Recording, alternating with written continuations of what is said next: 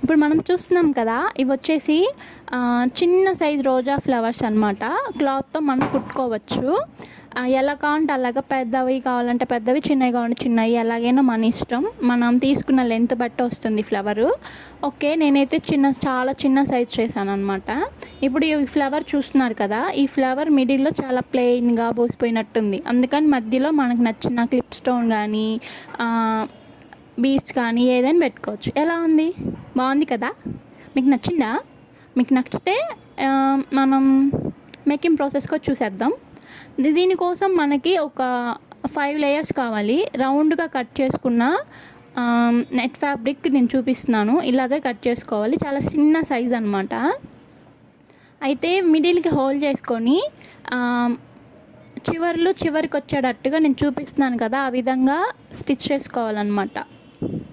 అంతే, చాలా సింపుల్. ఒకసారి మీరు ట్రై చేశారంటే మీకు కూడా వచ్చేస్తుంది. అంత డిఫికల్ట్ ఏం కాదు. ట్రై చేయండి మీరు కూడా. ఇంక ఇలా కుట్టేశాక ఆ సూదిని కొంచెం గట్టిగా లాగామంటే అంత దగ్గరికి వస్తుంది. ఓకే, మనకు కావాల్సిన ఫ్లవర్ రెడీ. లాస్ట్లో మంచిగా దారంతో ముడి వేసుకోండి. అంతే, రోజా పువ్వు రెడీ. ఓకే, నా వీడియో మీకు నచ్చినట్లయితే నా ఛానల్ని సబ్స్క్రైబ్ చేసుకోండి, లైక్ చేయండి.